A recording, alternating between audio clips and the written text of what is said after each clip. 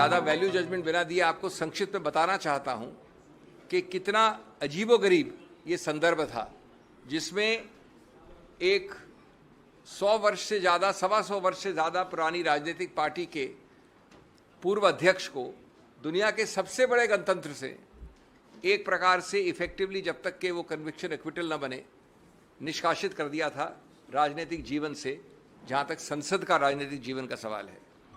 और मैं उसी रूप में आपके सामने वो 6-7 मुद्दे संक्षिप्त में बिंदु के हिसाब से वर्णित करूँगा, जिसके आधार पर आज दलील हुई और जिसके आधार पर हम समझते हैं कि कानून में माकूल स्टे ऑफ कन्विक्शन मिला। नंबर 1, आज तक आप लोगों ने नहीं देखा होगा, लिखित है, जिन लोगों को इंटरेस्ट है वो पृष्ठ 326 में देख सकते हैं, कि लोग कहते हैं कि साहब ये समुदाय जिसका पूरे समुदाय का मानहानि अपमान हुआ है वो 13 करोड़ का समुदाय है, और उस 13 करोड़ में दूसरा वाक्य कहता है कि कम से कम 10 कास्ट और सब कास्ट हैं, उसकी सूची दे रखी है, और तीसरा वाक्य कहता है कि ये सब कास्ट और सब कास्ट समान नहीं है। लेकिन चौथे वाक्य में कहते हैं कि जब माननीय राहुल गांधी ने ये वाक्य बोला तो ये पूरा 13 करोड़ का समुदाय, उसका कोई भी व्यक्ति उठकर ऐसी याचिका डाल सकता है। ये पहला, और ये उस कानून, उस सिद्धांत के विरुद्ध है दोस्तों, जिसमें लिखा गया है बार बार, एक केस का नाम है सुब्रमण्यम स्वामी, दूसरे केस का नाम है नरसिम्हन, कि आप ऐसी मानहानि की याचिका सिर्फ एक identified, frozen, limited, circumscribed class, एक ऐसा वर्ग जिसको आप परिभाषित कर सकें, उसके विरुद्ध वही वर्ग उठ सकता है। दैट इज, हमने पहला मुद्दा उठाया। दूसरा मुद्दा, माननीय उच्च न्यायालय ने एक बड़ा अजीबोगरीब वाक्य दिया है, पूरा एक पैराग्राफ इसके ऊपर लिखा है, जो ये दोनों चीज़ें आज तक नहीं हुई, 13 करोड़ वाली भी और जो अब मैं बोलने जा रहा हूँ। कहा है कि भाई ये मॉरल टर्पिट्यूड भी है, अत्यंत गंभीर है, अत्यंत भर्त्सना योग्य ऑफेंस है। तो मैंने विनम्रता से कहा उच्चतम न्यायालय को कि माननीय न्यायाधीश साहब, आज तक हमने ये नहीं सुना कि जिस ऑफेंस का सबसे ज़्यादा मैक्सिमम पनिशमेंट 2 वर्ष हो, उसको मॉरल टर्पिट्यूड भी कह दो और गंभीर भी कह दो और भर्त्सना योग्य भी कह दो। फिर हमने बताया कि इस पूरे आईपीसी में, जिसमें के सैकड़ों ऑफेंसेस हैं, उनमें 22 ऐसे प्रावधान हैं, जिसमें सिर्फ 22 जिसमें सिंपल इम्प्रिजनमेंट है। उन 22 में से एक है ये प्रावधान मानहानि वाला। तो विधायिका ने तो कभी समझा नहीं इसको इतना गंभीर। आप जो याचक हैं, कंप्लेनेंट है, उन्होंने बहुत ज़्यादा गंभीर बोल दिया, और उसके ऊपर उच्च न्यायालय ने लिख दिया। तीसरा, ये बेलेबल है। बेलेबल का मतलब ये नहीं होता कि बेल मिल जाए, बेल मतलब होता है कि बिना कोर्ट जाए आपको पुलिस बेल दे सकती है। ये सिर्फ कम जघन्य अपराधों के लिए ऐसा प्रावधान होता है। नंबर 4, नॉन कॉग्निजेबल है। जैसा आप जानते हैं कि थोड़ा भी ज़्यादा अगर गंभीर या जघन्य अपराध है तो पुलिस अफसर बिना वारंट के आपको गिरफ्तार कर सकता है। नॉन कॉग्निजेबल मतलब होता है वो अपराध जो कम जघन्य हैं, कम गंभीर हैं, उसमें आपको वारंट चाहिए, आप जाके किसी को पकड़ नहीं सकते। और उसके ऊपर कंपाउंडेबल 2 तरह के होते हैं। एक होता है कि अगर हमारा झगड़ा हुआ तो हमने प्राइवेटली कंपाउंड कर लिया, 2 निजी रूप से इंडिविजुअल ने, स्टेट नहीं आता उसमें कहीं। दूसरा होता है कि आपको स्टेट की अनुमति चाहिए, स्टेट वाले ज़्यादा जघन्य, ज़्यादा गंभीर अपराध होते हैं। तो ये अपराध कंपाउंडेबल है 2 निजी व्यक्ति विशेष के बीच में। तो हमने पूछा कि आज तक कभी नहीं हुआ कि आपने जघन्य भी बोल दिया, भर्त्सना योग्य भी बोल दिया और गंभीर भी बोल दिया, एक ऐसी चीज़ के बारे में जो बेलेबल है, नॉन कॉग्निजेबल है, कंपाउंडेबल है, 2 वर्ष का है, सिंपल इम्प्रिजनमेंट है। तीसरा, 13 करोड़ का समुदाय मानहानि कोई एक व्यक्ति कर सकता है। ये कानून उच्च न्यायालय ने बताया आपको, हमको सिखाया है नया। कोई अमुक व्यक्ति, केरला से कश्मीर, असम से गुजरात, लेकिन साथ साथ ये पूछा आपने, हमारी चार्ट में 13 ऐसे केसेस हैं। ऐसा कैसे हुआ भैया कि सभी की सभी 13 केसेस उस 13 करोड़ के समुदाय में से जो 13 केसेस फाइल हुए, सभी भाजपा के कार्यकर्ताओं ने किए? ये अजीब सा समुदाय है जिसमें सिर्फ भाजपा के कार्यकर्ता ही जगते हैं कंप्लेनेंट के रूप में। ये हमारा तीसरा बिंदु था। चौथा बिंदु था कि आपने ये नहीं देखा कि अपने निर्णय में एक नया ऑफेंस डाल दिया है जो याचक ने भी नहीं कहा था।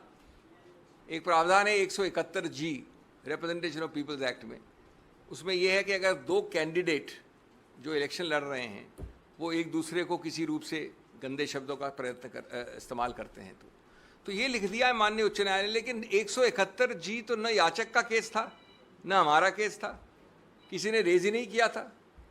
उसको पूरा ऑफेंस करके माननीय राहुल गांधी जी को दंडित भी कर दिया उस पैराग्राफ में। हमने ये सब बताया कि इससे मालूम होता है कि उच्च न्यायालय का निर्णय एक बिल्कुल गलत, विकृत इत्यादि निर्णय है और इसलिए इसको तुरंत स्टे करना चाहिए।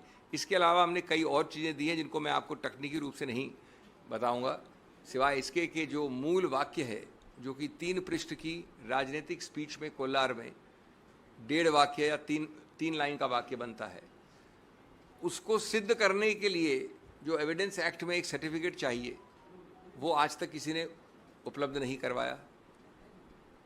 तो प्राथमिक रूप से ट्रायल कोर्ट ने कन्विक्ट कर दिया श्री राहुल गांधी को, लेकिन स्पीच अभी तक कानूनी रूप से सिद्ध नहीं हुई है। जब स्पीच सिद्ध नहीं हुई तो वो याचक जिसने कंप्लेंट की थी, पूर्णेश्वर मोदी, वो गया हाई कोर्ट में अपने खुद की कंप्लेंट के विरुद्ध और अपनी खुद की कंप्लेंट को स्टे करवा दिया इस ग्राउंड पे कि मैं अभी और ढूंढ रहा हूं सामान, क्योंकि मैं अपनी वो स्पीच को, क्योंकि उसने स्पीच में एक न्यूज़पेपर प्रोड्यूस किया, कोई टेप नहीं प्रोड्यूस किया, खुद आंखों देखा हाल था नहीं क्योंकि जो याचक है वो था नहीं वहाँ पर स्पीच में, तो उसने कहा मुझे और टाइम चाहिए और अपनी ही कंप्लेंट पे स्टे ले लिया। 1.5 साल बाद जब उसने अपनी ही कंप्लेंट का स्टे हटाया और ये कन्विक्शन लिया तो ये नहीं बताया कि उस 1.5 साल में उसने नया क्या ढूंढा था जिस कारण से उसने स्टे लिया था। कोई नया तथ्य नहीं निकला था। तो एक प्रकार से कन्विक्शन दिया गया है एक ऐसी कंप्लेंट में जहाँ ये वाक्य सिद्ध ही नहीं हुआ है एविडेंस एक्ट के नियमों के अनुसार। जब ये देखा कि ये सिद्ध नहीं हुआ है, न उसमें किसी आंखों देखा हाल है, न टेप है, टेप को आपने सर्टिफिकेट अंडर 65B के अनुसार सिद्ध नहीं किया है, इत्यादि इत्यादि। तो 5वां बिंदु, इन्होंने एक व्यक्ति को खड़ा किया, गणेश विज है उसका नाम, जो बीजेपी का काफ़ी उच्च स्तर का कार्यकर्ता है, सांस्कृतिक विभाग का अध्यक्ष है। उसका नाम कंप्लेंट में नहीं है, उसका नाम विटनेस लिस्ट में नहीं है, वो कभी आगे आया नहीं। 1.25 साल कंप्लेंट के बाद, 1.25 साल होता है 1 महीना, 1 साल 9 महीना, उन्होंने इसको खड़ा कर दिया बीजेपी कार्यकर्ता को कि मैं वहां था खड़ा हुआ, मेरी आंखों देखी हाल है, मैंने स्पीच सुनी थी। तो जिसको हम कहते हैं अंग्रेजी में वर्थलेस विटनेस, उस विटनेस का कोई भी आप उसके ऊपर आप आधार नहीं कर सकते, आधारित नहीं कर सकते अपने कन्विक्शन को। इसके अलावा कई और मुद्दे हैं।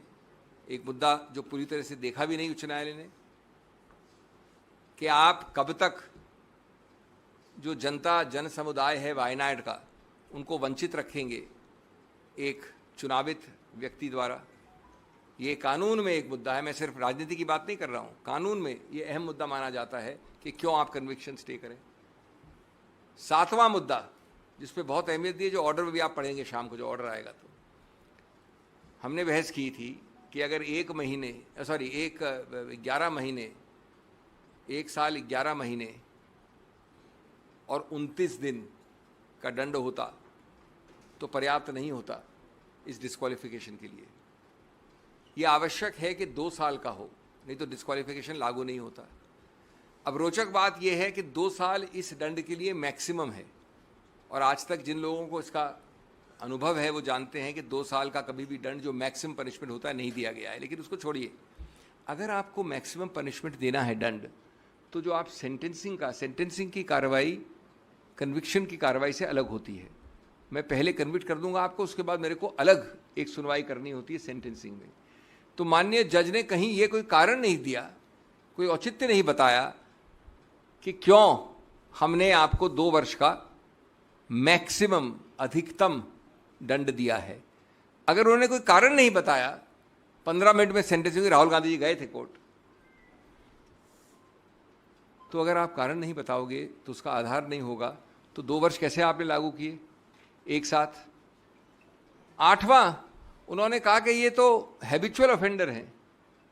हमने चार्ट दिखाई, 13 केसेस में एक में भी कन्विक्ट नहीं हुए राहुल गांधी जी, एक में भी। सबके सब 13 केसेस बीजेपी कार्यकर्ताओं द्वारा हैं। मैं आपको एक केस कार्यकर्ता द्वारा फाइल करके मैं कह दूंगा कन्विक्ट हो आप। एक 14वां केस है जिस पे कन्विक्ट नहीं हुए, राफेल का कंटेम्प्ट है, जहां मैं पेश हुआ था, वहां पर अपॉलॉजी मान्य है, वहां भी कन्विक्ट नहीं हुए। और वो राफेल वाला वक्तव्य 14 नवंबर 2019 का है। ये वक्तव्य जो कोलार में हुआ वो 14 अप्रैल 2019 का, 8 महीने पहले का है।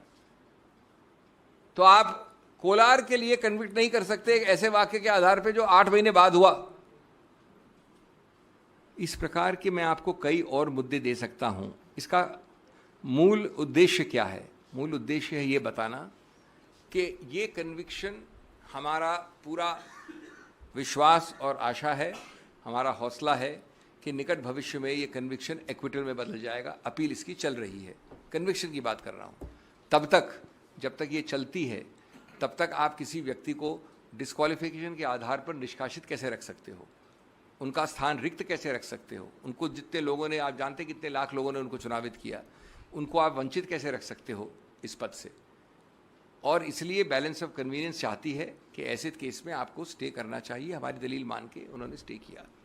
अब अंतिम बात हिंदी में, अगर ज़रूरत होगी तो मैं संक्षेप में अंग्रेजी में बोल सकता हूँ। उसमें ऑर्डर जो शाम को आएगा उसमें उन्होंने 2 लाइन जरूर कही हैं कि अगर श्री राहुल गांधी को जो उच्चतम न्यायालय का आदेश है उसका आभास होता तो शायद वो और रिस्ट्रेंट रखते। इसमें मैं आपको 2-3 चीज़ें विनम्रता से कहना चाहूँगा। आप मूल मुद्दे की बात करिए, जो कन्विक्शन स्टे है उस पर आप बात नहीं करना चाहते हो, इसलिए आप ये 2 वाक्य को ऐसे पढ़ रहे हो जैसे कि उच्चतम न्यायालय ने कुछ कहा है। मूल मुद्दा है कि आपने स्टे करना है कि नहीं कन्विक्शन को, और वो स्टे हो गया है। दूसरा जो ये जिक्र है इसका, उसमें ये लिखा है कि अगर ये राफेल वाला ऑर्डर पहले आया होता, ये तो हम दोनों की बात, मानी हुई बात है कि राफेल का ऑर्डर 8 महीने बाद आया था, तो इसलिए उसका कोई लागू होने का सवाल नहीं उठता। बार बार निचले कोर्ट्स में भी ये प्रयत्न किया गया, सीधे या परोक्ष रूप से, कि श्री राहुल गांधी माफ़ी मांगे। आज की बात नहीं कर रहा हूँ मैं, निचले कोर्ट्स की बात कर रहा हूँ। क्यों? क्योंकि आपको उस पर राजनीतिक नंबर बनाने थे, आपको विकृत करना था, आपको पक्ष एक ऐसा रखना था कोर्ट के जनता के सामने जो गलत है। श्री राहुल गांधी ने बार बार कहा है कि वो सिद्धांत पे लड़े हैं। उनका बिल्कुल कोई रूप से ये इरादा नहीं था। इरादा वाला हमारा एक 8वां पॉइंट था कि जो प्रावधान है 499, उसमें इरादा चाहिए, बद इरादा चाहिए, गलत इंटेंट चाहिए। और इसमें एक बड़ा रोचक वाक्य है एविडेंस वाले का कि मुझे राहुल गांधी के बद इरादे के बारे में कोई ज्ञान नहीं है, कोई संज्ञान नहीं है, ये लिखा है उन्होंने, कंप्लेनेंट ने। तो हमने ये कहा कि जब ये है सिचुएशन तो आपको किसी रूप से ये कन्विक्शन स्टैंड नहीं होना चाहिए। हमारी दलील मानी गई, पूरी तरह से बहस दूसरी तरफ से भी हुई थी, इसलिए ये बहुत ही संतुलित ऑर्डर है। जैसा मैंने कहा, ये विजय है लोकतंत्र, गणतंत्र की, लोगों की, सिद्धांतों की, संविधान की और कानून की। बहुत बहुत धन्यवाद।